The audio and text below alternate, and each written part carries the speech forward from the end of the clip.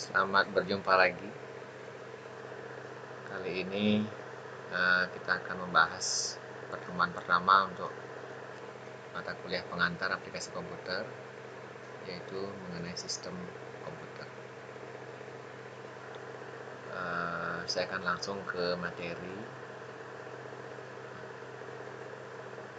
Pada pertemuan ini kita akan membahas mengenai definisi sistem komputer, kemudian tujuan sistem komputer, skema dasar komputer, lalu komponen sistem komputer, klasifikasi komputer, dan sejarah perkembangan komputer.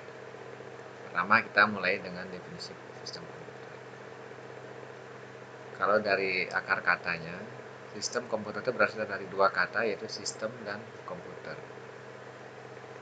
Sistem itu berasal dari bahasa Latin sistema, atau dalam bahasa Yunani systema, yang berarti suatu kesatuan yang terdiri dari komponen atau elemen yang dihubungkan bersama untuk memudahkan aliran informasi, materi, atau energi. Kemudian kata komputer secara harfiah itu berasal dari bahasa Latin, yaitu computare, yang artinya adalah menghitung. Dengan demikian maka bisa dibuat beberapa definisi dari sistem komputer. Dan ada beberapa ahli yang sudah menyusun definisi dari sistem komputer. Dari akar kata secara harfiah ini kita bisa artikan bahwa sistem komputer adalah suatu kesatuan yang terdiri dari komponen atau elemen yang dihubungkan bersama untuk memudahkan aliran informasi, materi, atau energi untuk melakukan satu perhitungan. Kita bisa buat definisi seperti itu. Nah, kemudian untuk apa sistem komputer itu dibuat?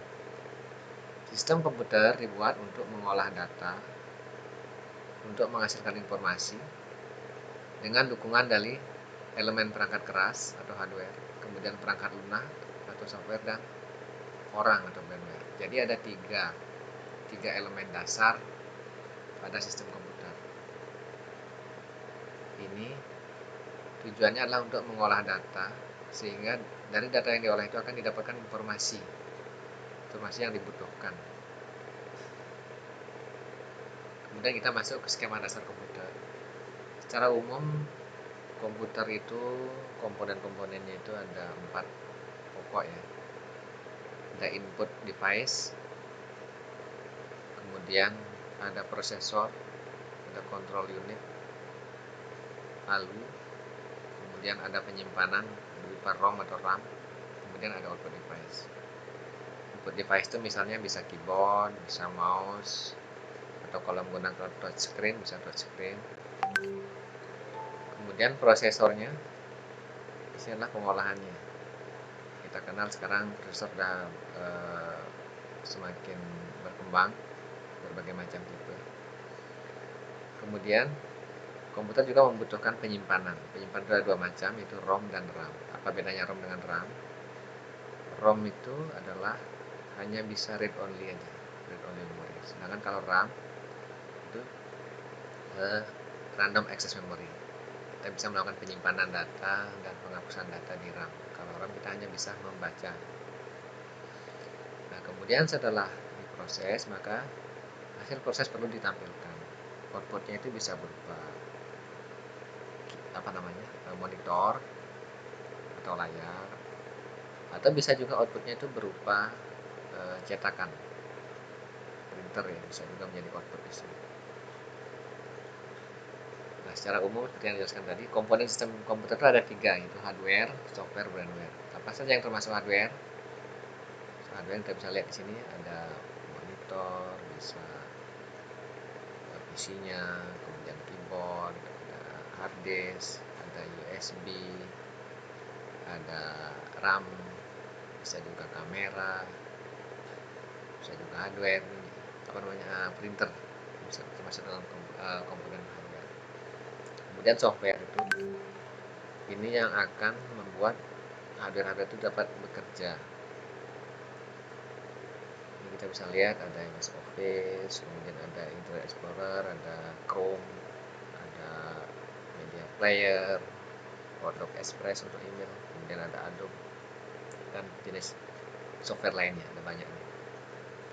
Kemudian Supaya ini bisa berfungsi dengan baik maka dibutuhkanlah brainware atau manusianya ya, orang yang mengoperasikan atau membuat sistem komputer menjadi berjalan dengan baik.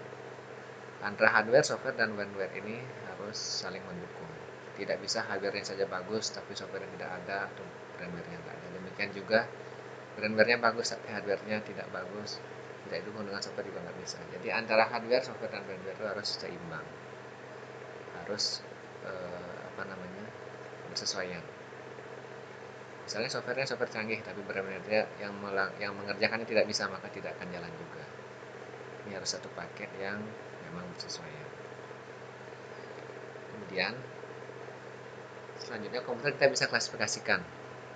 Pertama berdasarkan data yang diolah, ada komputer analog.